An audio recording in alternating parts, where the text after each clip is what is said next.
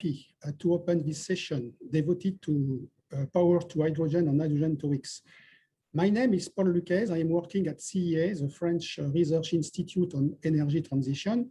I am also chairing the Hydrogen Technology Collaboration Programs of International Energy Agency, or in short term, TCP. The TCP are collaborative platform on a specific topic dedicated to exchange between experts and projects and at international level. In fact, there are 39 TCPs. The hydrogen TCP is gathering 25 countries plus 7 sponsors. A specific work was carried out in the frame of the TCP on power to hydrogen and hydrogen to X. It was a 4 years work from 2016 up to 2020. And we launched this work because in the last decade, 2010-2020, we see a lot of demonstration projects emerging on this topic. You will see that there are near 300 projects at the end of the decade. So we decide to analyze this project, what is behind, and to understand better the interaction between the projects. This task, as we name it in the TCP, was led by the ITZ laboratory. It's a laboratory from CEA, my institute, on economics on energy system. This laboratory is led by Bertrand Chermaison. Maybe he is in the audience, and he is the new head of this laboratory. It was carried out by two persons. The first one was Christine Mancia and then Olfa Tlili.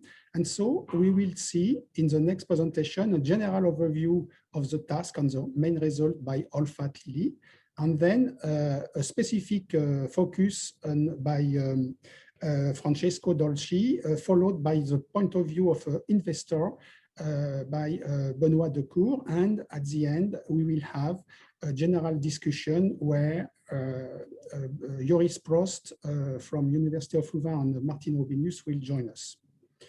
Okay, so thank you very much. And I give the floor now to Olfa for the general presentation.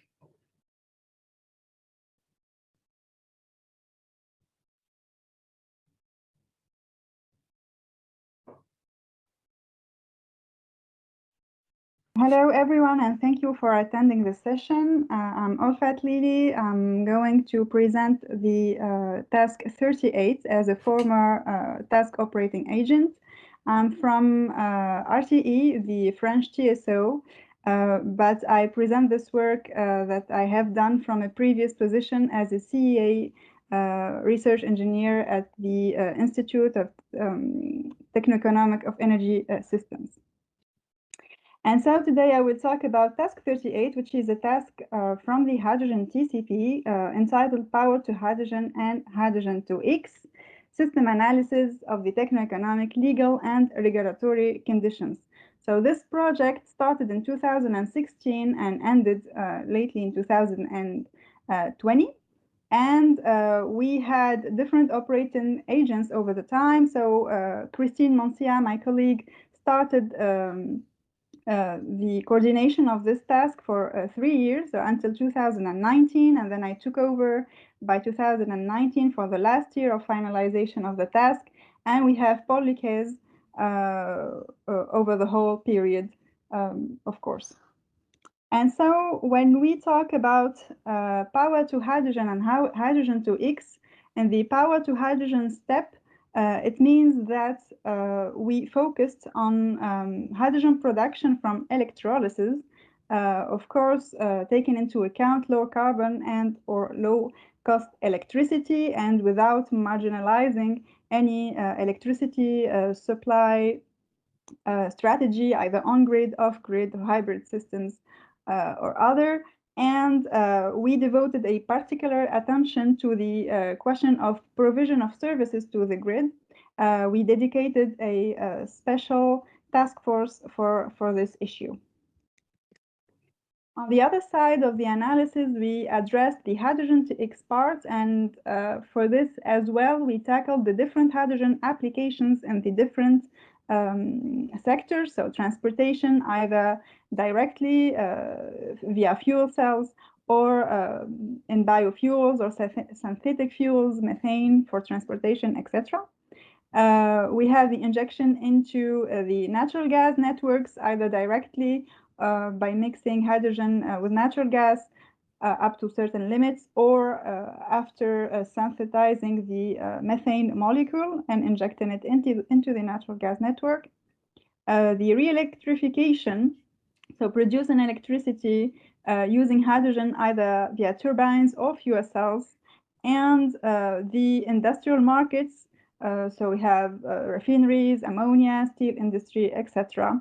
And we considered as well that the provision of ancillary services and balancing services to the electricity grid can be considered as a market.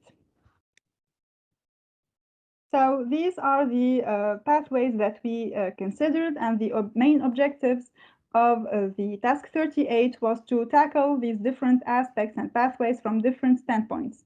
We have techno-economic aspects to be tackled, but also legal and regulatory aspects that we focused on, let's say, during these 4 years.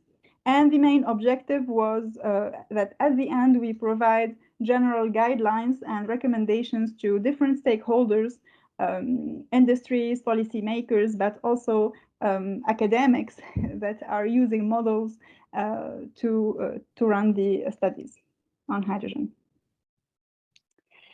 And so in this project, we have over 60 participants from around the world, coming from 37 organizations and from around 15 countries. And in this photo, you can find all the logos of the participants that contributed to task 38. And I would like to renew my special thanks to Adem for supporting the task 38 financially during these 4 years of work. So task 38 is, as other tasks, let's say, organized through different subtasks in order to organize the work through different groups, let's say. So the first subtask of task 38 is dedicated to the management, the strategy, and communication of the task. So here we have as main contributors the task operators. So Paul, of course, Christine, and me. And the missions, let's say, of the subtask is to involve new experts, to coordinate the meetings, and to communicate the results of the task. Then we have the study groups. Let's say we have subtask 2, which is dedicated to mapping and reviewing the existing demonstration projects. And here, so the subtask leader is Joris Proust from Université Catholique de Louvain in Belgium. And the idea behind this subtask is to focus on the demonstration projects, the Power-to-X demonstration projects, and to establish a database that gathers information from these different projects with the aim of proposing a roadmap that will be presented briefly afterwards. In subtask 3A, we have also a reviewing objective, which is reviewing the existing techno-economic studies around power to hydrogen and hydrogen to X.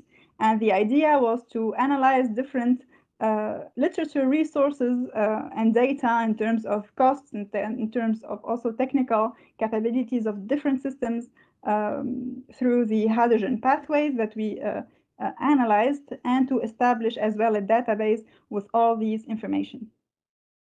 The subtask 3B, the aim of this task is also reviewing, so it's a review subtask as well, and the idea is to focus here on legal aspects and regulatory aspects regarding hydrogen integration in different countries, and the aim is as well to establish a mapping database with all of these information for different countries and to suggest recommendations. policy recommendations. And here I forgot to mention the subtask leader. So for the subtask leader of task 3A, it's Martin Robinius from Jülich Forschungszentrum in Germany, and the subtask leader of subtask 3B is Francesco Dolci from the GRC European Commission. The subtask 4 is quite different. So here we tackle an aspect that I did not mention before, which is modeling. How to model hydrogen in energy system models, and how to present hydrogen in global energy scenarios that are reviewed by decision makers. And here we have the subtask leader, which is Sheila Samsatli from University of Bath in the United Kingdom. And the aim of the subtask is to, let's say, review different scenarios and how hydrogen is presented in these different global energy system scenarios, and to review and suggest, let's say, best practice approaches to model hydrogen in global energy system models. And we have subtask 5, which tackles here a different aspect of the study. So here we do not have a review activity, but here we study some case studies. So the task leader here is Carlos Funes and Gema Alcade from the National Center of Hydrogen in Spain. And the idea here is to analyze different case studies from a techno-economic perspective. So we have, let's say, subtasks, but we have also task forces. And the aim of these task forces is to provide the different subtasks with different data and information, so they are more transverse compared to the subtasks. And here we have 4 task forces. So in task 38, the first task force was definitions, and we started from here. So the aim of this task force is to specify the terming and the taxonomy of what we call power to hydrogen, power to gas, etc., for different hydrogen pathways. And the task force leader is Rob Dickinson from Hydricity Systems Australia. We have a task force dedicated to data, and the task force here is Laurence Grand-Clément from Percé in France. And the idea here is to help the different subtasks with some data management capabilities, especially with regards to the establishment of databases. The electrolyzer data task force focuses on electrolyzers, and here the task force leader is Joris Proust, again from Université Catholique de Louvain. And the idea here is to analyze recent technical and economic data regarding hydrogen production via electrolysis. And we finish with the task force that is dedicated to services, services to the electricity grid. Here, the task force leader is again Rob Dickinson, with the help of Pierluigi Mancarella. And the idea behind this task force is to identify the possibilities for hydrogen production via electrolysis to provide different services in different regions around the world to the electricity system. So this is how it is organized. We have different task forces and different subtasks here, and the task forces are providing the different subtasks with different data and different services in order to convey, let's say, the studies. And now, so we come to, let's say, the accomplishments of task 38. So after seeing the whole organization of the task, so these different subtasks and task forces have produced results, and we, with a big pleasure, announce that we have the final report of task 38 that is available on the hydrogen TCP of the IEA website. You can find it with the whole different results of the different subtasks and task forces. It was published for the first time by end 2020.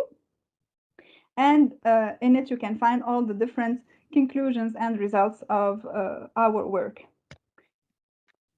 We are also working on a roadmap, a power to X demonstration projects roadmap, and this is an ongoing work that is still ongoing in task 38. And here the idea is to we are, let's say, we already analyzed over 309 projects, power to X demonstration projects around the world. And the idea is to, behind, let's say, the analysis, to suggest recommendations in terms of once we know what is going on in the world in terms of projects, what is missing and what needs to be done in order to ease the hydrogen deployment in the next years.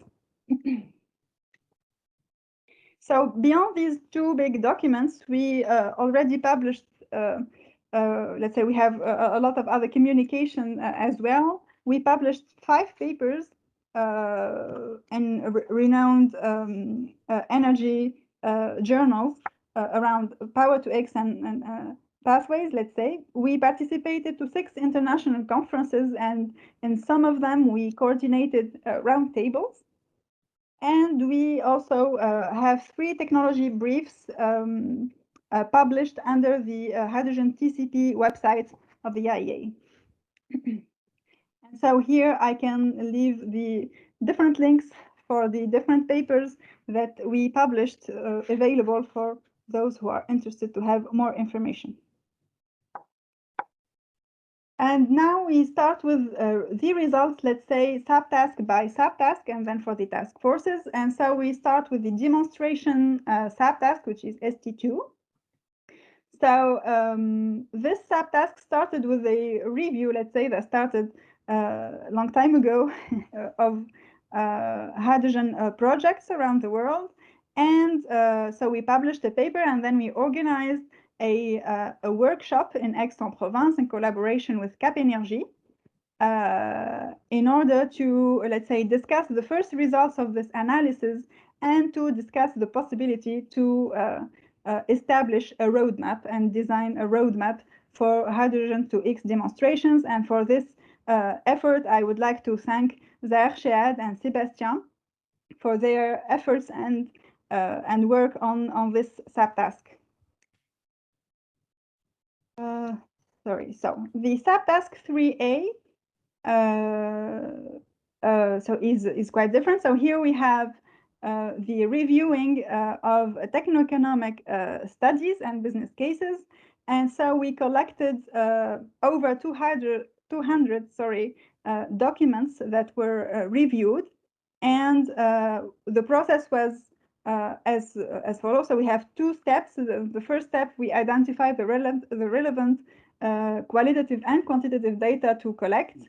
And then once we had this first sorting, let's say, then we detail the analysis of these relevant studies in terms of applications and steps of the hydrogen pathways that were detailed, and in terms of geographic, for example, distribution of the different studies, etc. And as you can see here, which is actually one of the main challenges of such work, we stopped, the analysis stopped in 2017. And I'm sure if we extend this analysis to today, we will have a boom of documents that are tackling hydrogen scenarios and hydrogen studies in general, starting from 2018 up to now. And this is actually one of the challenges of the work under tasks is let's say, the need to update continuously the work. Otherwise, it can fast be obsolete.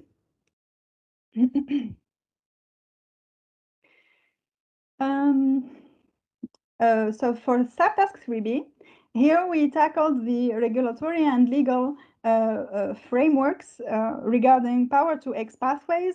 And we have seen this in different countries around the world in order to capture the differences of the difference in challenges that hydrogen are facing in different countries. And some of the, let's say, incentives that we reviewed, we have like tax benefits, certificate of origins, feed-in tariffs, etc. But let's say that the challenges and the incentives that can ease hydrogen penetrations vary from one region to the other, and you can find all of these results of the review that we tackled in the paper that was published in 2019.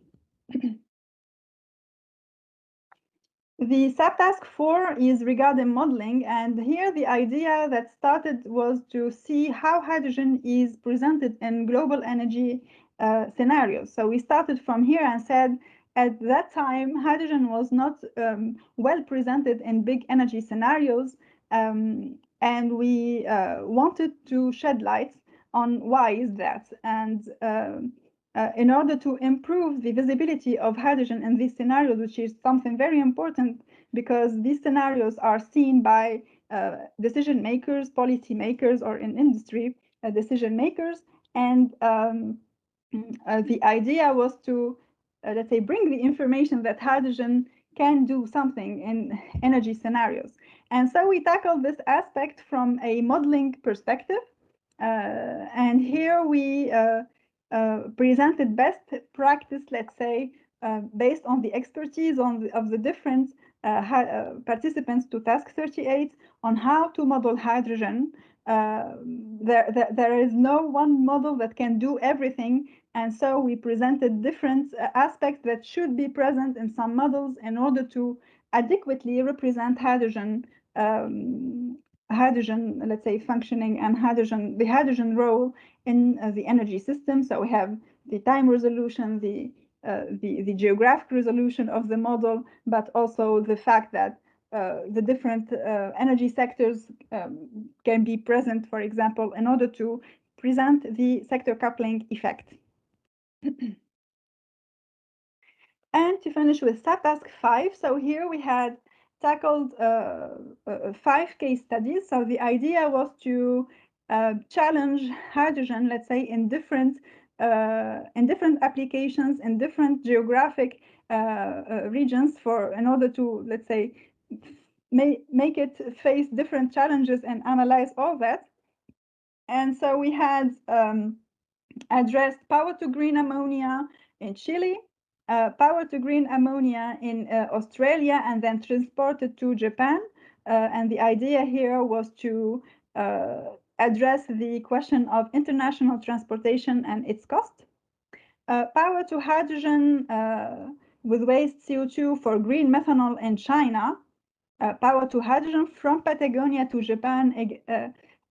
So this is again a transportation case in order to tackle the question of hydrogen international transportation in liquid form, and power to hydrogen in Austria for different industries. And you can find, let's say, the detailed results of all of these case studies in terms of techno-economic aspects in the final report. And so in this subtask 5, we also suggested a workshop. So here it was a workshop that was organized by the National Center of Hydrogen in Puertolano in Spain. And the topic was on green hydrogen in Mediterranean region. And it was a possibility for different projects in the Mediterranean region around hydrogen to gather and to share information and to share results of their projects. And even it was like some first ideas of collaboration between the different projects. I also forgot to mention that in subtask 4, we also suggested a workshop before all the work on the paper, let's say, and here it was at University of Bath that organized this workshop on energy system models, of course. And to finish with the task forces, so it all started with so this is the first task force that let's say we started with this, which is the work on definitions and taxonomy. It was from the very beginning very clear that we should make taxonomy very clear, because everyone is working on hydrogen, but we put different terms behind different aspects. Some of us talk about power to gas in order to talk about hydrogen production. Others, for others, power to gas is hydrogen injection into the natural gas networks. And so from the very beginning, we suggested this terming that you can find in this table for the different steps of the hydrogen pathways. We have also some results for the services to the grid, and the idea here was to see what are the services that hydrogen can provide to the grid depending on the different regions. So for different regions, we have also different terming for these services, and you can find all of this in the final report as well. And so it's not presented here, but we have also a task force on electrolyzer data, and we have 2 papers regarding this topic, regarding the evolution of the technical capabilities of electrolyzers in the next years, and also the evolution of the costs.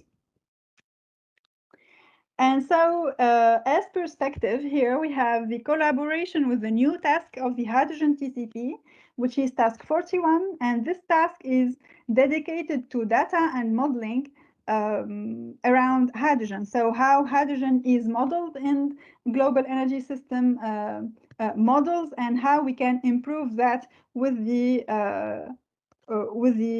correct data as well, because data has a big importance as well in impacting the results and the role that hydrogen can play in the energy scenarios. So this is all. Thank you very much for your presence, and do not hesitate to ask questions.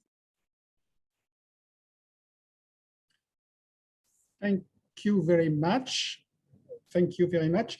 I think we have 5 minutes for the question. And I have just to add that so we have also a new task in definition on international trade following the subtask 5. So it's also a follow-up of the task. In the chat, we have one question to Olfa. Olfa, could you explain us the main finding of the 5 case study in subtask 5, which were the major diversity in technical economics and regulatory legal framework among these studies? Okay, thank you. So regarding the task 5, so the subtask 5, actually the choice of the case studies was based on 2 things. So the first thing was the fact that we would like to challenge the hydrogen applications in different regional contexts. And the second aspect is the availability of data. And for that, we needed participants from the task 38 to deliver some data and to analyze the different case studies. In terms of differences between the different,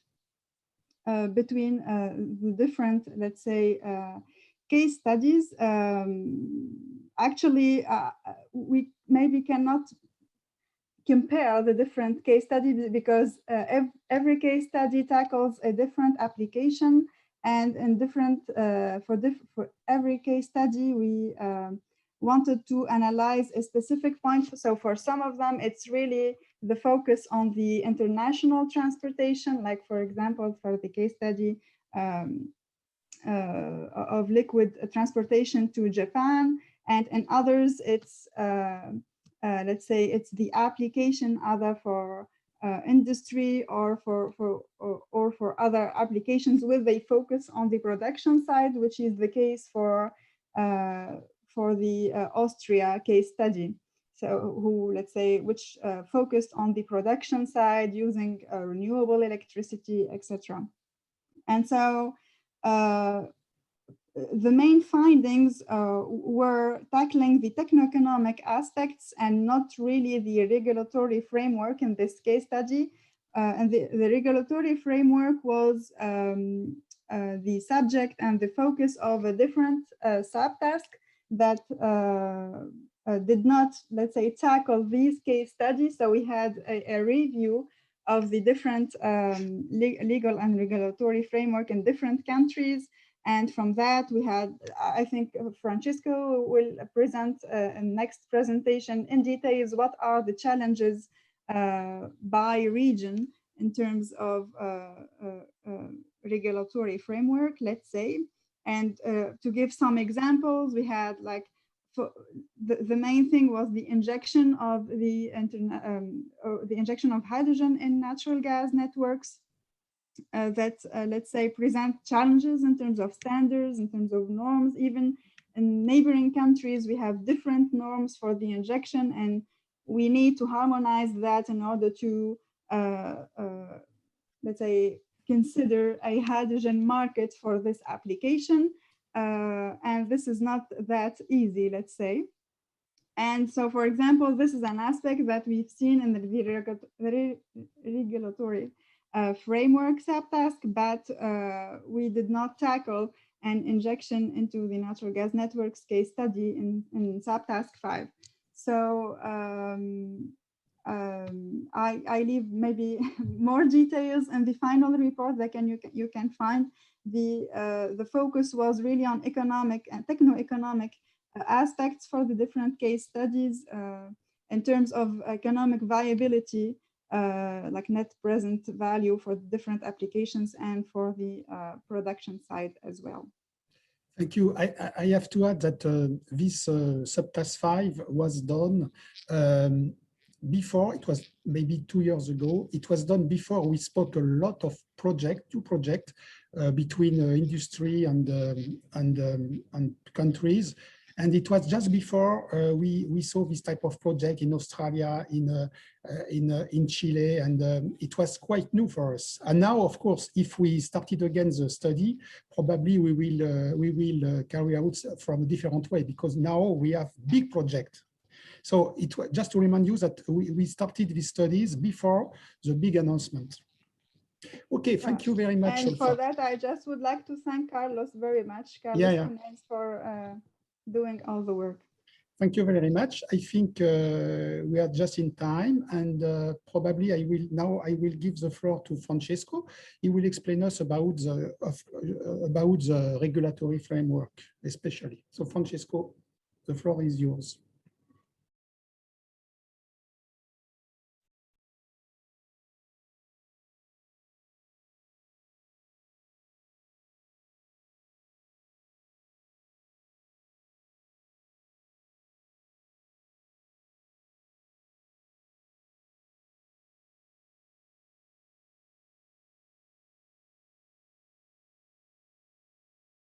Well, good morning to everyone. Good afternoon. The session is running a bit late. I'm Francesco Dolci from the European Commission's JRC Joint Research Center. I'm delighted to be here, and I would like to thank very much the organizers of the session, the organizers of the conference, for giving us the opportunity to be here today and tell you something on the results of the subtask 3B of the IEA Hydrogen TCP task 38. So quite a long list of acronyms, but I'm confident that some of these were explained earlier on in the session. So the main focus of this subtask was to have an overview of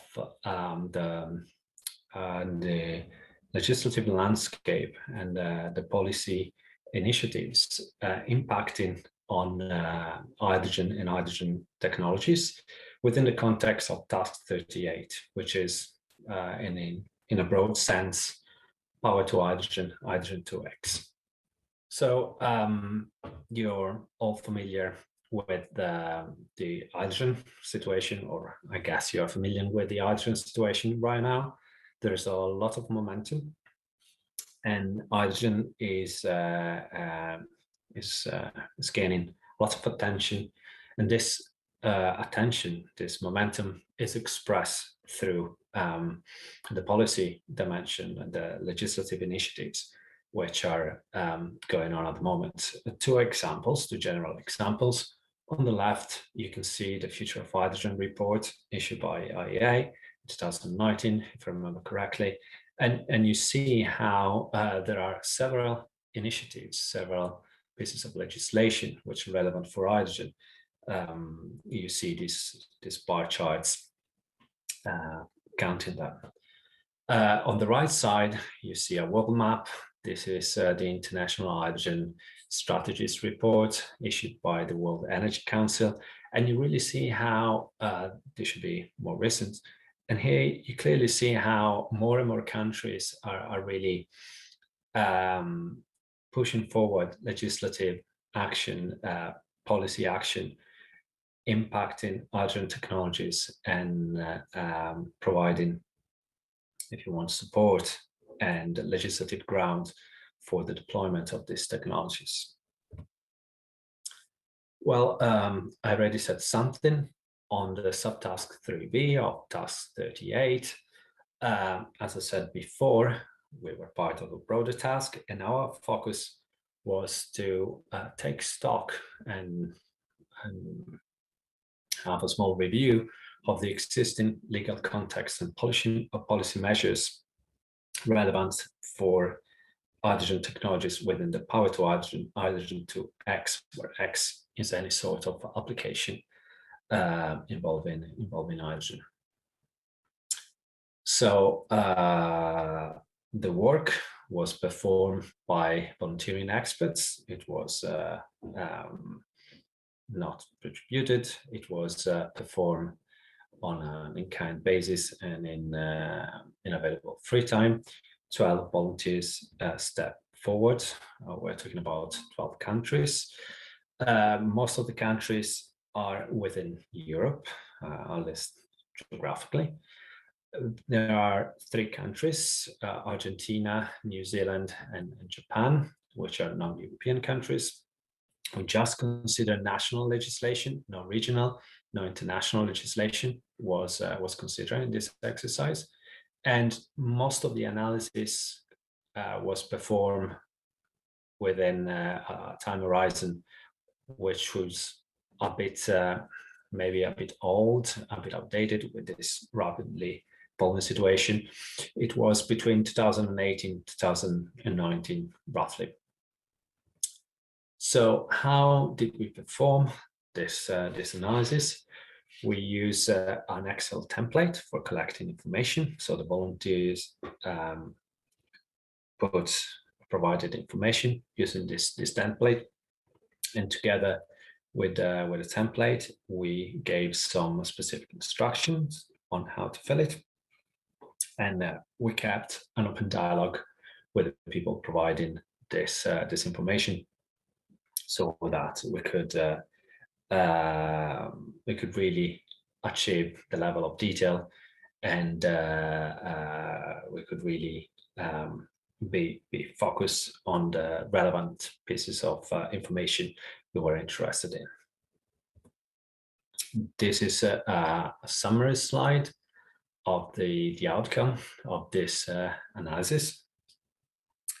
I will not go into the details. I would like just to give you a bit of a flavor of our work. Nevertheless, there are some interesting points already coming out of this picture. Maybe before we go more into the details, I would like to just say a couple of words on the acronyms used.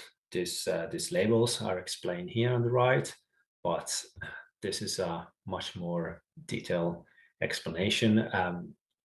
Part of the work of task 38 was to come up with a classification of the possible different pathways and the possible different uses hydrogen can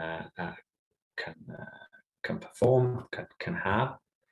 And yeah, we use the categories developed by the task in order to classify relevant pieces of legislation.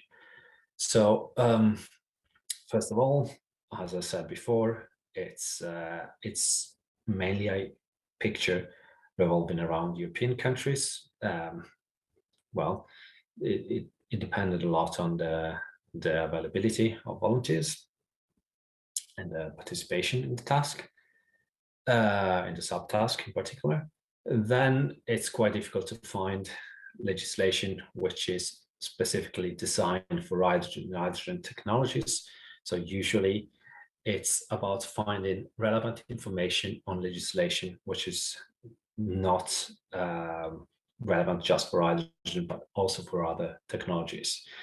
Another point, you see that many cells in this picture, many blocks are white. This means that for that specific application, there is not a relevant legislative instrument. There is no legislation impacting or necessarily impacting hydrogen and hydrogen technologies. You see that, for instance, for some cases, and I would like to give the example of the admixture of hydrogen in the gas grid. So I'm talking about the line with cells which are both red and green. We have a situation which is not harmonized at all at international level. We have countries where the allowed concentrations of hydrogen in the gas grid is 0 or really close to 0. Countries where this is higher, and you clearly see how this example highlights the lack of an harmonized international legislative dimension for hydrogen technologies, which is particularly relevant when we're talking about applications which involve infrastructure, which is of an international nature, such as the gas grid or international trade. So let me go back to this slide. You see that there are certain applications where the highlighted cells cluster around. So you see some rows which are highlighted more than others. These rows are presented here. There are certain applications where incentives are present. For instance, promotion of low carbon hydrogen production, use of hydrogen in the transport sector, use of low carbon hydrogen in the industry, or blending with natural gas. But there are also applications where we identified some barriers. Again, hydrogen production, blending with natural gas, used in the transport sector. These are all the red cells you saw before, and the situation varies again from country to country. So quite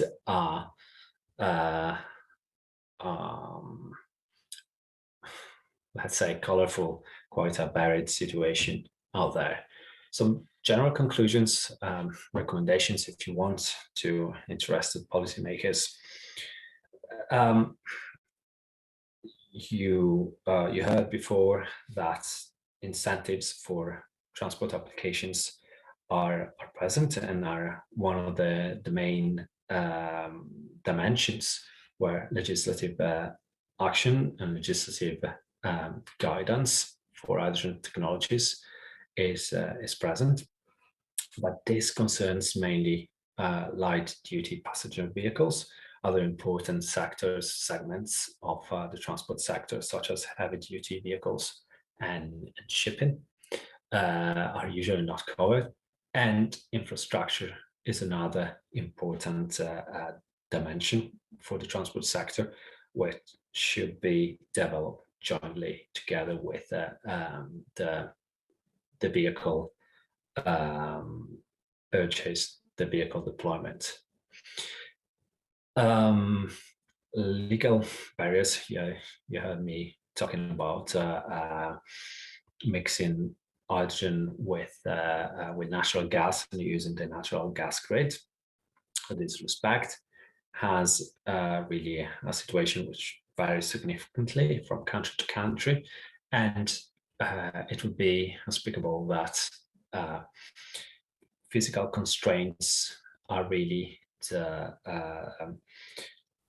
determined factor defining legislation for mixing hydrogen in the natural gas grid. Then promotion of use of low carbon hydrogen in industry should be present in when we're talking about legislative actions. This can be enabled through different using different tools, for instance, certificates, penalties, but definitely a level playing field for industrial applications using low carbon hydrogen should be present, and or even better, renewable hydrogen. And this should be coupled with adequate regulation impacting on polluting activities. So for instance, regulations such as carbon taxation, which is helping in achieving this level playing field. Another point, which is important to take in mind, is to really ensure that hydrogen systems are recognized for their ability to increase the penetration of renewable energy inside the energy mix, the national international energy mix. And again, there are several tools which can be used, tax exemptions, certificates, but it has to be clear and it has to be recognized that hydrogen and hydrogen technologies can provide services to different sectors, can link different sectors. We can have this sector coupling and can be present across the board, and the specificities inside each of these sectors should be recognized. And then I already said it before, but I think it's still worth it to say it once more. It's quite difficult to find a one-stop piece of legislation which is referring to hydrogen. Hydrogen is really playing across the board and is really, when we're talking about hydrogen technologies, we're talking about technologies which are having a role in several possible sectors. So legislation should be aware of this complexity, and if you're interested in finding relevant legislation, you should be aware of the fact that a piece of legislation which is not directly mentioned in hydrogen can nevertheless have an impact on hydrogen technologies and hydrogen technologies deployment in the future. So these are the two main documents which contain our work. I will take also this opportunity to thank and acknowledge all the people who work in subtask 3B. So there was first a paper published in 2019, and then an updated version of this paper, slightly updated version of this paper, containing a bit more information, which is contained in the task 38 final report. So with this, I conclude, and I would like, I'm going to talk just about the European situation, since it's the one I'm most familiar with. So we perform some work, some collection of relevant legislation and policies. Our work is not complete. There are other resources which can be used if you're interested in understanding and knowing more about policies impacting hydrogen. These are 3 examples. There is the high-low database, which is quite complete, but is focusing only on Europe. There is the AFID assessment, which came out quite recently, and it's specific for alternative fuels. And there is also the NAC reports investigating the role of hydrogen in the national plans for the future. By national plans, I mean national energy and climate plans, which again is quite recent and was issued last year, if I remember correctly. With this, I conclude. I thank you very much, and I wish you a good conference and a good session. Thank you very much.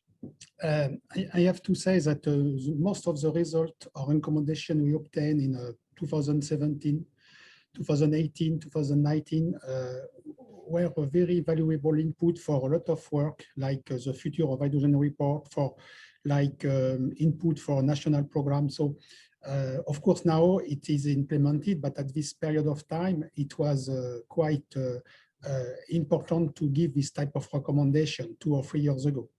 So now questions. We have one question to Francesco. Which major legislative actions have you identified, and how do they differ between one country to another country? I think could be, we can compare, for example, different continents also. Francesco? Yeah, thank you for the question. It's a bit difficult to really have a clear picture, a simple message, which is really encompassing the complexity we identified. So maybe I can give an opinion which is a bit more Eurocentric. So in Europe, there is an hydrogen strategy, and the hydrogen strategy identifies some first sectors where hydrogen can be used with a smaller barrier. So the entry barrier for hydrogen in these sectors, renewable hydrogen, green hydrogen, should be smaller. We're talking about industry, we're talking about heavy transport in particular. So I would say that legislation easing entry and use of hydrogen in such sectors is probably a good start. Of course, there is the first step, which is necessary. That is, you have to promote the production and use, production before use, definitely, of renewable hydrogen and green hydrogen. So I hope that this answers the first part of the question. For the second part of the question, differences between a country and another.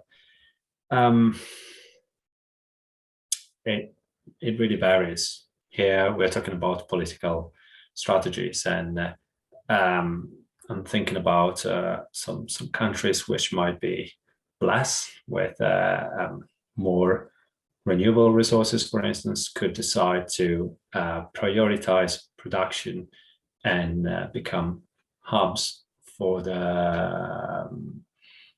a potential new upcoming hydrogen market.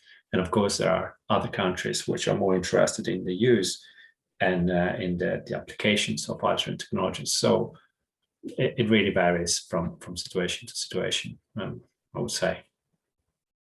Thank you. And I can add that in the roadmap we are finishing now and not yet published, and we distinguish different categories of countries, as you said, but we try to identify the different categories. We see very clearly potential exporters, like you say, with a huge resource of renewables. We see, of course, consuming an importer. We distinguish also country like Netherlands who want to be a very big hub in the importation on the distribution. And finally, we distinguish a specific category for the fossil fuel countries, oil countries, because in general, they have also a lot of resources. So it's another type of strategy. And this type of result, we have not be able to present today, but it will be presented to a workshop, a joint workshop between IEA Secretariat in Paris and the TCP on 1st of July. And if you want to register to this workshop, it will be available through a link that we will put in the chat area, or at the website of the TCP. So more results in the 1st of July during the IEA workshop. Okay, thank you. I think there is no other question. Not yet. So I saw another question, but I will keep this question for the general discussion. So now we will give the floor to Benoit Decourt, who is an investor, and maybe he will have a different point of view about this demonstration on our implementation project, because we are going from a demonstration phase now to a more implementation on the early phase project. So it's very interesting to have this point of view. So Benoit, the floor is yours. Hello, everyone. My name is Benoit Decourt, and I'm very honored and thankful to the organizer to have the opportunity to share today with you my thoughts on Power-to-X and to share the testimony from an investor perspective. So actually, a few words about myself. I came into Power-to-X almost 12 years ago at Schlumberger, where in the late 2000s, I spent 5 years reviewing and modeling the different pathways of what we called back then hydrogen-based energy storage. Then I started my PhD at University College London in order to explore a specific challenge of Power-to-X, which is its cross-sectoral and multi-application nature, because this means to have multiple variables that are interrelated, and with this comes complexity, and with complexity comes uncertainty. So my work and my objective has been to try to understand how this uncertainty could impede or foster the deployment of this technology using technological innovation system and social network analysis. And finally, in 2019, I joined Falkor, an investment company, in order to translate more operationally somehow my work in the emergence of Power-to-X project. So quickly on Falkor. So Falkor is an investment company. It has been created almost 2 years ago by Pascal Pencot, my business partner, who was before the managing director of the second largest solar independent power producer here in France, called Tenergy. And basically, after 10 years at Tenergy, he wanted to support the emergence of new technologies and created Falkor with an investment thesis articulated around 2 main axes. First, electrification with renewable power, direct electrification with batteries and heat pumps, for instance. And third, the indirect electrification with the production of green hydrogen by means of water electrolysis and all the uses you could do of this hydrogen. And the second axis of Falkor is corporate social responsibility, especially civic tech, in order to empower citizens, stakeholders for the energy transition. On a kind of more operational level, Falkor provides early equity at corporate or project level to project holders, especially to support their development costs where they are the riskier. So typically, when such project holders goes to infrastructure fund, that's a great project that comes back later once you have secured your offtake, once you have secured your land acreage, when you have secured your power supply, then you can turn to Falkor, because we would help such a phase of the project, but the so-called value of depth of investment, to finance, for instance, basic engineering or the cost of land permitting, this kind of thing. So actually, over the past 18 months, the green hydrogen part of our work has become the focus of the company, because we experience a very strong market needs. And over the last 18 months, we worked on around 20 cases, and we closed 3 transactions. The first one, as you can see on this slide, is Protium. Protium is a UK-based developers that is providing green hydrogen as a service for industrial customers, whether it is for heat or for logistics. The second transactions we closed quite recently is with Liquid Wind. Liquid Wind is based in Sweden. They are dedicated to the production of electromethanol with a focus on the maritime sector. And for the last 5 years, they developed a kind of integrated modular concept called Flagship in order to produce around 50,000 tons of methanol per year, with a consortium involving technology providers such as Siemens Energy, Alder Topsoe, Carbon Clean Solutions, and also a customer like Ms. And more recently, I will not disclose the name because we haven't announced it yet, but we also supported an independent green gas producer in Portugal. In addition to this work, or in addition to investing into other project holders and other projects, we are also investing and financing and initiating our own projects, notably because we lacked opportunities in our core geographies, which are France and Southern Europe. So as an example, in cooperation with Liquid Wind, EDEX and Corsica Ferries, we are, for instance, developing an electromethanol project in France called MSUD, for Electromethanol Sud.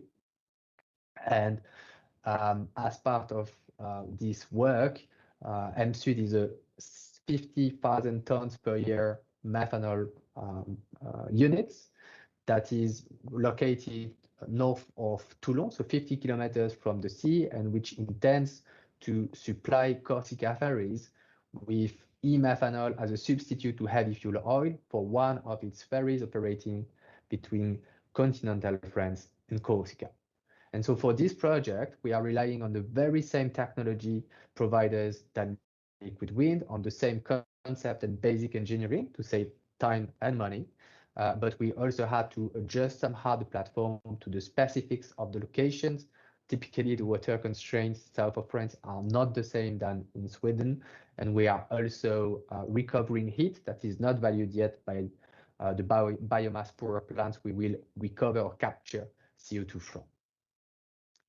So as a consequence,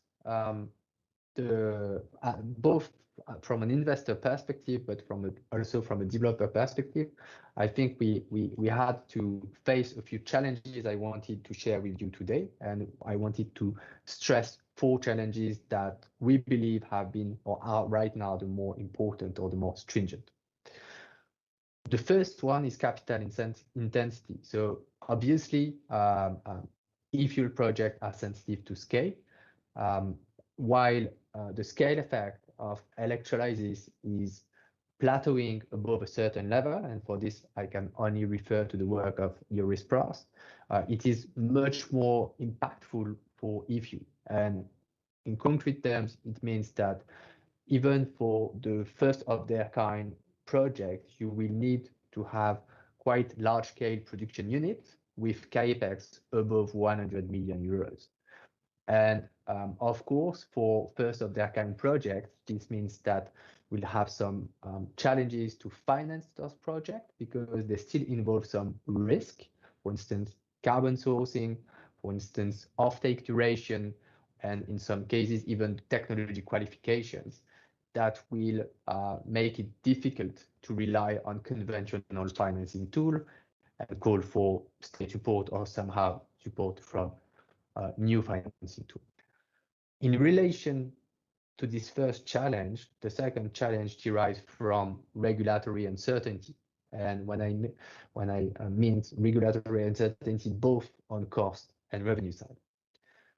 On the cost side, the most important cost determinant is the power supply, and whether the regulation will be very restrictive with regards to green hydrogen definition. For instance, if green hydrogen needs to be directly produced with a direct wire between renewable power and electrolysis, whether it will be a bit more open, for instance, with a correlation, temporal, spatial, and additionality between renewable power and green hydrogen production, or allow, at least temporarily, to have electrolyzer grid connected with some form of guarantees of origin, will have a very important impact on the cost structure. On the revenue side, you have had very positive announcement over the past month, especially in Europe, for instance, with regards to the carbon contract for difference mechanism, with regards to mandates on specific applications as for sustainable aviation fuel or green hydrogen quotas as for hydrogen used as a chemical agent. But we are still waiting for the concrete and detailed translation of those announcements into the laws, into the regulation.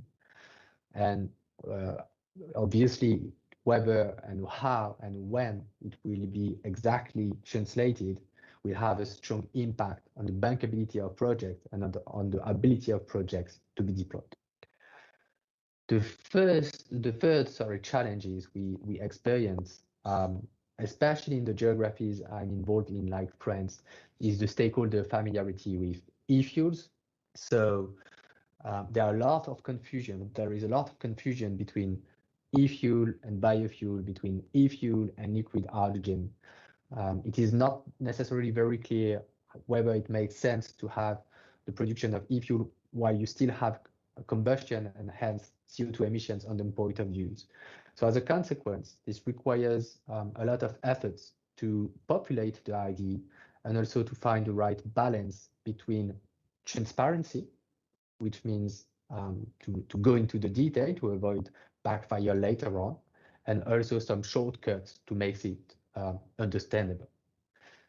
And on a very operational level, or this has been reflected for us in calls for projects that were intended to support the deployment of electrolysis at scale, which is exactly what we can do with e-fuels. But the call for project was designed in such a way that e-fuels projects were not allowed or were not eligible. So it requires a lot of efforts, a lot of somehow innovation with regards to the legal structure to make it work.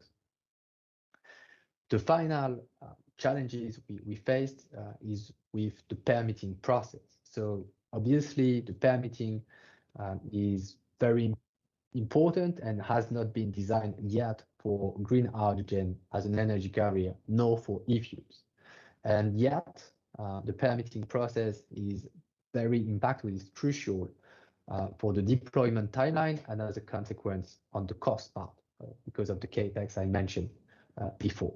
So from there, we will really need some harmonization efforts and some simplification with regards to permitting to allow such project deployment. And if you just look at renewable power, for instance, between different countries, you'll see that the timeline of a project development of solar, wind between countries is very variable. It would be even more acute when it comes to hydrogen and if.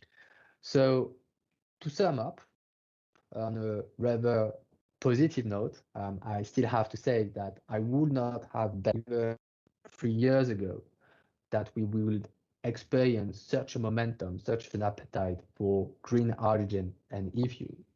And also that I'm truly, sincerely impressed by the ability of our partners, whether they are clients or takers, whether they are industrial partners, whether they are local authorities, to, without previous knowledge of e-fuel, to take time, go into the detail, understand the process, make up their mind, and eventually become supporters of the project. And so that's a very positive feedback as well we experienced for the last few months.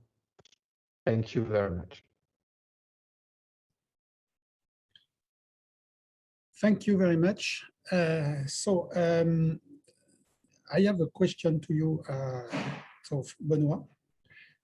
In fact, most of the work was done before the hydrogen momentum, most of the work of Task 38.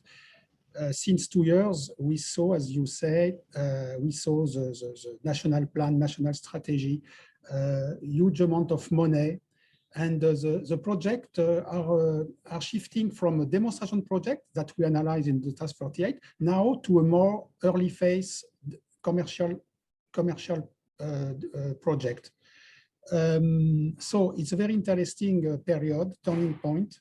How do you see now, or in other words, what are the most important remaining hurdle you can see to deploy more beyond the money, not only the money, but beyond the money, the public money, to deploy the project at the very big scale level? Yeah, sure. I think that indeed the money is not that much of an issue as long as you can de-risk the project. And right now, as I mentioned in the presentation, I think that the main risk is the regulation. What's about the offtake duration? What will be the cost of your power sourcing? This kind of thing. So as soon as we are all looking at the European level and at the RED III, for instance, I think that as soon as we will have clear and stable rules of the game, it will strongly help the project because we'll find the early investment needed with companies like mine and colleagues. And as soon as the first development costs have been funded, there are many infrastructure funds that are willing to invest. They will invest just slightly after us once they have secured the CO2 source, secures the permitting, this kind of thing. But I don't think this will be an issue. So in my view, it's really about the regulation to clarify the cost structure, which in our case is really about the power sourcing. Okay, we have 3 questions in one. The first part is about the load charge. Do we need 8,000 hours per year? And of course, when we consider PV or wind, it's not the case. Second question, for e-methanol, where does the CO2 will come from? And the last question is about the revenue. Compare vis-à-vis the revenue from the project cost. So it's a 3 question, in fact, but summarized in 1 question. Sure. So regarding the load charge, I think it really depends on the location.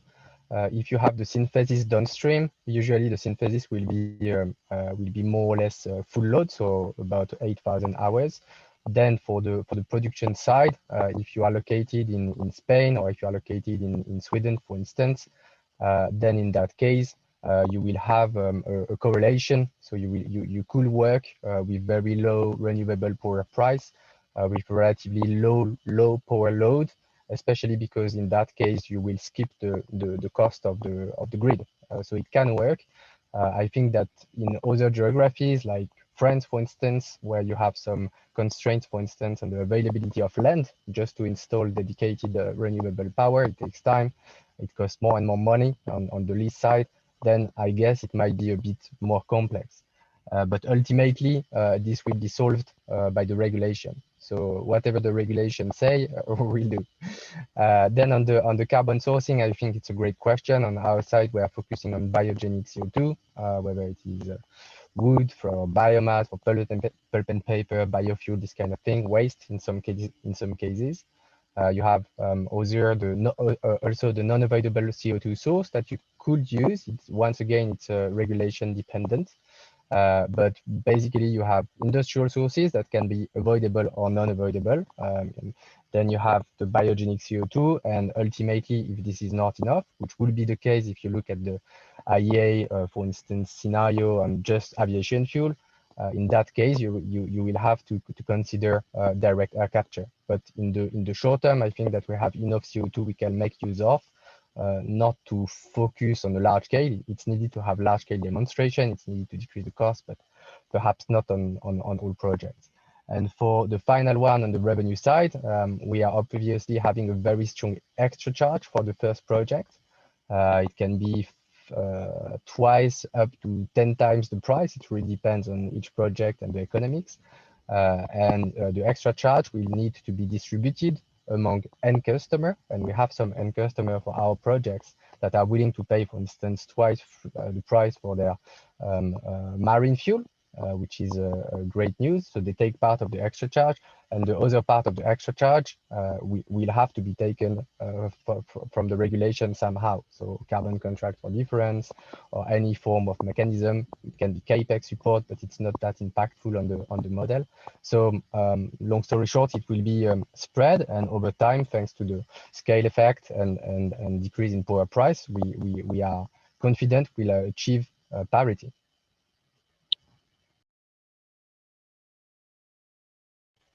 I think you are muted.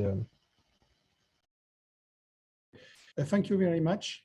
There is another question, and we'll keep it for the general discussion. So now we will go to the general discussion, and the first part is a recorded roundtable. So I let the organizer launch the video now.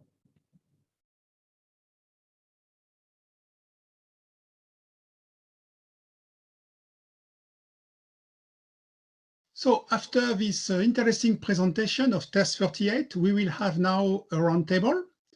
First, I will present briefly the participants. Olfa Tlili, who leaded the TASC 38 on behalf of CEA, the ITZ laboratory. And now she is working at RTE, the French operator on transport of electricity.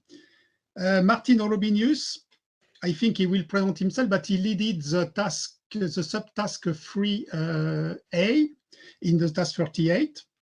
And last but not least, Joris Prost from University of Louvain. He leaded the subtask 2 and also the task force on cost of electrolyzer. In fact, the aim of the workshop will be to see what's next now after the demonstration project. Since 2010, we saw a lot of demonstration projects emerging, and the aim of TASC 38 was to analyze this phenomena. But now we can see the emergence of the deployment project. So the main question is, what could be the role of demonstration project during this phase of deployment? It's a reason why we propose to the participant 3 questions, focus on the future of demonstration project. The first one is taken into account the early stage of deployment. What type of demo are needed now in the coming years? The second, there is a huge amount of knowledge and lesson learned from the past and also the current demo project. How we can share this knowledge and facilitate the technology transfer, for example, for emerging countries. It's a very, very important question. And last but not least, the last question will, in the future, in the next decades, do you think there is a possibility that at the end, instead of exporting hydrogen, for example, for low-cost renewable, do we see delocalization of heavy industry, for example, chemical and steel, directly to the place where the energy is at low cost, like hydrogen or electricity? So I will give the floor first to Olfa Tlili, and to answer 1 or 2 questions I mentioned. Olfa, the floor is yours. Thank you, Paul. And so regarding I will start with your second question regarding how can we improve sharing the information of the existing demonstration projects and the past demonstration projects in order to improve the visibility of the results of such projects. What we have seen in the TASC 38 while reviewing the demonstration projects is that we have a lack of information sometimes on the websites of the demonstration projects regarding their results or the main conclusions they would like to convey, even for the projects that are already finalized. And so we had some trouble to extract some conclusions from those types of projects. And maybe one solution maybe is to share these conclusions either directly on the website of the project, so that other, let's say, initiatives like Task 31, for example, that can be international and that can make the results in a more analyzed way with other projects, etc., be more visible. Can you remind what is Task 41 for our attendees not knowing the task? Task 38 or 41? 41, sorry. Yeah, so Task 41 is somehow the successor of Task 38, but with a specific topic. So Task 41 is the main objective of this task is to address the modeling and data related to how to represent hydrogen in energy system models in terms of architecture of the model, but also in terms of data to be included. Mm-hmm. Thank you. Do you want to add something about the other question, or? For your third question regarding the international transport and if heavy industry will be delocalized from one region to another in order to avoid this international transport cost, I think it will depend actually on the cost of this transport and how it will evolve in the next years. And it will depend on the regions that will be importing and exporting the hydrogen. But in any way, it would not, this will not mean that we will not have international transportation, because industrial markets are not the only markets that are consuming or will be consuming hydrogen. We will have a lot of need for other markets like transportation and other sectors, as you know, and we will have, of course, the need when the demand is evolving for international transportation to benefit from renewable and low-cost hydrogen. Mm-hmm. Thank you very much. Maybe on the same question, Joris, can you give your opinion, please? Sure. So let me just introduce myself a little bit more. So I'm Joris Proost. I'm a professor working at the University of Louvain in Belgium. And as Paul indeed pointed out, I've been involved in the beginning, from the beginning of this task, and trying to compile data from all running demonstration projects at that time. And so this was 4 years ago, maybe even 5 years ago. So this was still a different area, as Paul suggested. And so specifically with respect to this demonstration project, I think that we can say that from 5 years ago, I think things have evolved quite a bit. Huh? I think that if we would have done this exercise right now, it would have been even more complicated. And I think the challenges that lie ahead are really immense. I think that 5 years ago, I think we had, let's say, still a way of trying to visit websites from other existing organizations who were kind of sometimes doing the same thing. I think that we should not, how should I say, worry too much about, or we should not be afraid of consulting other organizations, because a lot of people are maybe involved from different angles. And so I think that from the very start, it was clear that the objective of compiling data and making them available, this is, I think, a worldwide effort that is ongoing. And so in order to make an added value, I think that the objectives of doing such a work, which is, I think, very time consuming, should be very clear. So compiling data just for the sake of compilation is maybe not the right way. There should be a focus on certain effects. And I think that during the task, and 4 years is a long time, so we had, I think, also quite an organic effort in trying to optimize the procedure. For instance, looking at specific technical data, or looking at more specific legislative data, or what is the objective of the demonstration projects. I think that with the amount of data that are available, and as Olfa said, there are already websites of projects. I think before even starting to have an ambition of compile data, the objective of doing it should be very clear. And I think that I think we all can agree that the International Energy Agency is also taking a lot of time and effort in doing so, and so they have a keen eye, and they, and at least what I appreciated very much is that they do appreciate people who try to optimize this kind of exchange of data, because in the end, conclusions and roadmaps are all based on data, and this is probably an effort that is maybe not the most sexy on earth to do, but it's at least it has an added value in terms of putting up forward roadmaps and things like that. So I think that that is certainly a personal experience that I've seen.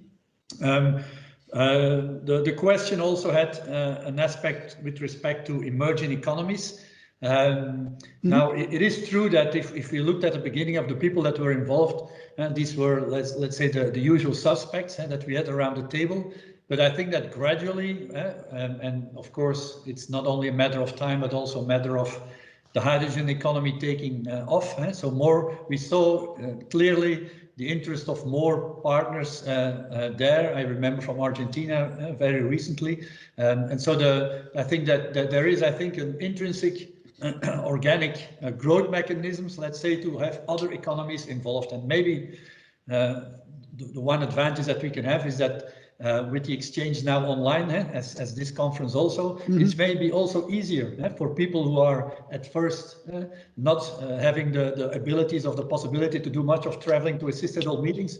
It becomes a more usual tool now to do this online, and so this is maybe something that can maybe help also at least to gain awareness. All these meetings, all this exchange of data becomes now a bit more accessible. And also, I would say more frequent in time. So beforehand, when we had maybe 2 meetings a year, and this was considered already quite an intense effort to do the traveling. Now we can regularly meet, or more regularly meet. Maybe if we can point at one advantage of the current situation, that this might be that again. And maybe a last point on this second thing. I fully agree with Olfa, and it is a little bit surprising from my point as an academic professor that sometimes when demonstration projects are done, or at least the funding period is done, that it is not so easy to get a hand on the main conclusions of these projects. So I think that during the project there is, I guess, also a need for reporting to the funding agency and to show that everything is smooth and running. But once the project is finished, it is much more difficult to get to the key points. Sometimes it's even not sure if the project is still continuing or the infrastructure is still being used. And so sometimes there is a real need for demonstration that looked at first sight very interesting, but in the end there is maybe a lack of conclusions, or was this useful, or has this achieved the technical goals, or what were the main difficulties? I think that after the demonstration project is done, I think there is still much more room, I would say, for sharing the data on the things that have worked and the things that have not worked. During the project, it is always a matter of timelines and milestones, and this will be done, and we hope to do this, but it's not sure that in the end it has been done and what is left. So I suggest that I leave my interaction here on question 2. It leaves me the opportunity to my colleague Martin also to interact on other things. Time is running, even with this type of conference. I give the floor to Martin. Yeah, thank you, Paul. So let me introduce shortly as well. So I'm working today for a consultant agency, Umlaut. We help customers worldwide to actually go into the hydrogen markets, from helping them building electrolyzers or hydrogen refueling stations. So we quite well integrated in the processes. And I think that brings me to the first question: what kind of, let's say, demonstration projects do we need? I think more or less the phase for demonstration projects is over. Don't get me wrong. I think we still need demonstration projects, but what we need now is really large-scale projects, so that we can, let's say, go into the economy of scales, that the costs go down. We need business cases, because I think that's also something interesting. Joris mentioned that a little bit with the data, but it's not only the data. Sometimes when you have a funded project, after the funding, it somehow happens that the electrolyzer can't operate anymore because of the tariffs. So I think there's a lot to do around that regulation aspect as well, and not only on demonstration projects. And I think this is something which now has to come hand in hand, because the goals come sooner and sooner. We're talking now about climate neutrality really early in the next year. So I think we really have to go from demonstration projects actually to large-scale projects and to implementation in the current market and the system. And let's talk a little bit about the question 3 about what is later on. Is it we move to the energy, or is it that the energy comes to us? I think actually the question is more or less if an economy still would like to have some value chains, especially in hydrogen. I think it's a huge opportunity to make sure that it is cheap to send like, let's say, hydrogen around the world like you would do it today with oil or natural gas, and simply the transport costs aren't that big in the future. And I think it's harder actually if you think about a steel producer in Europe. Most probably it's hard for them to go to Chile or the other way around, because you still need employees, and at the long run every country has a huge potential. It isn't like that only 4 countries in the world have great solar and wind potential. So we all have it almost.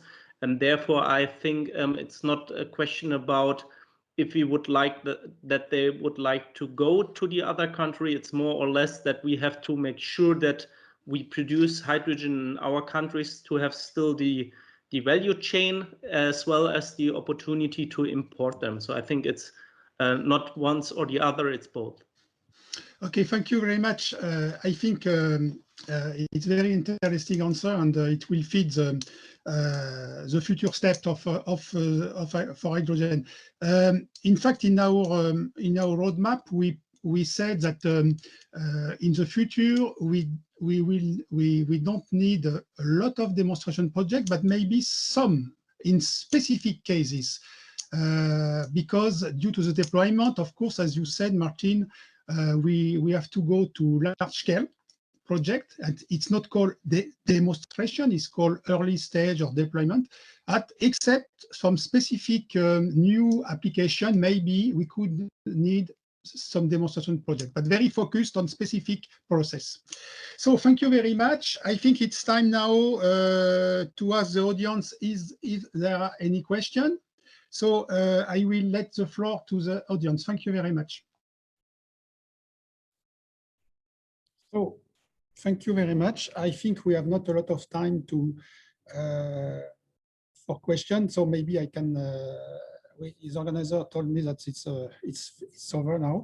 So I will say that there is some next step for the for this work. It was a very interesting work in the period just before the hydrogen momentum. Maybe we have time for one question, and the question will be to my colleagues. For you, what are the greatest advantage of working in such framework in a IEA TCP task? Because now we have other new task, and I encourage the expert from the audience to join new task on international trade, on different things, technico-economics aspects, and you can find the information on the website. So for you, what are the greatest advantages of working in a TCP task? Who want to answer?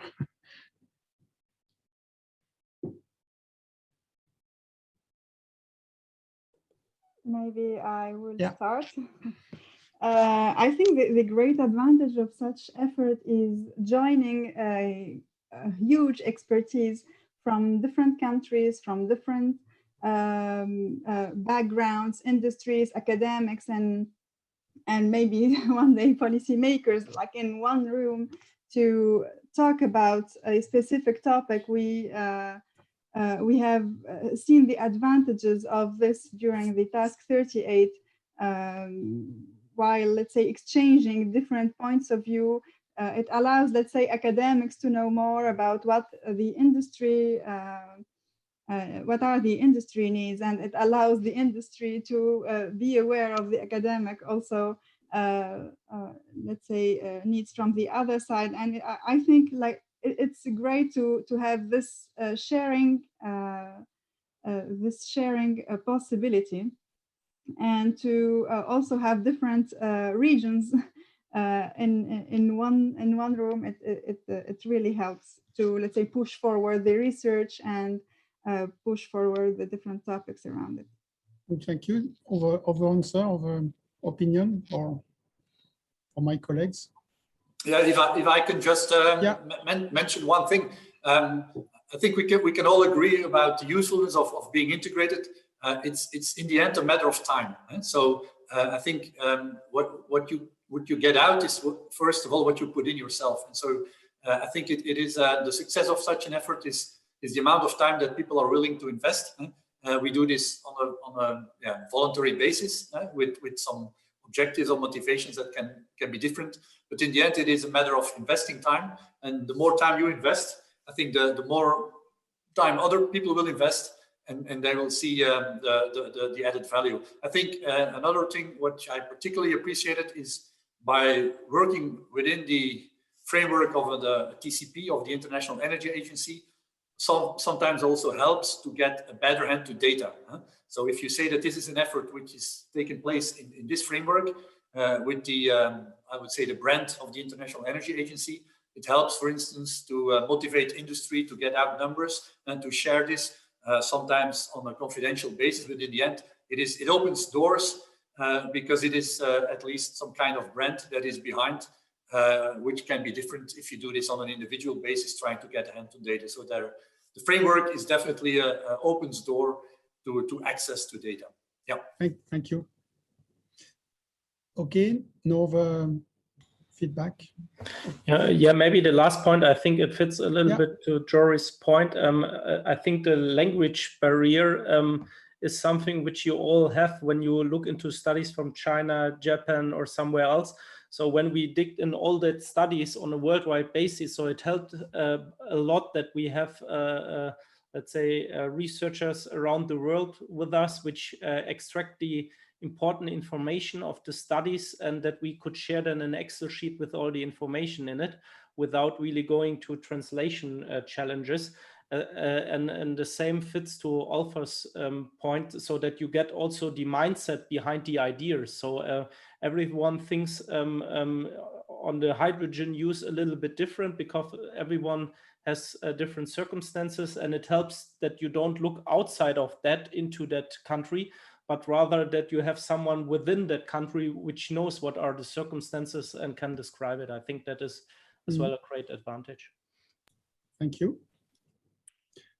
And if I can add a last point, since everyone already said quite important and interesting things, I would say that also the flexibility of the tool itself is an advantage. You can really define things as you go and tailor it to your needs, which is also quite a nice thing. Mm-hmm. Okay, thank you. Just I have to give some conclusion. So if you want more details, you can upload the final report on the website. There will be a new document on the hydrogen Power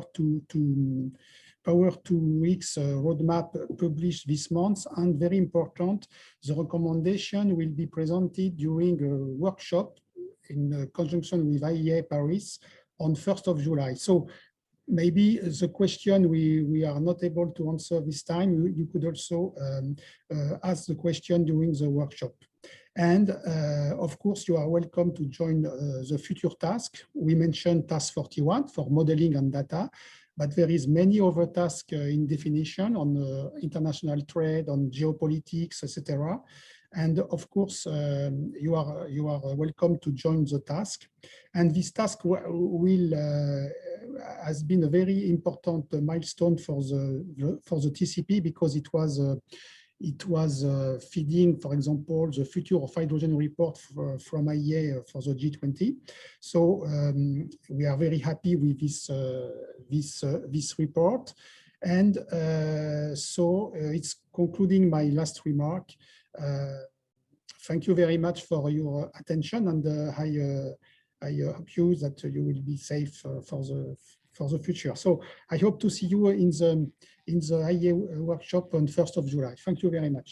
One final word, maybe, Paul. I would like to thank all the participants to the task 38. I did not have the chance to thank them properly, but I hope some of them are connected. So yeah, thanks so a lot to 50 experts, 60 experts, huh? 60 experts Yes, participating. Yeah, thank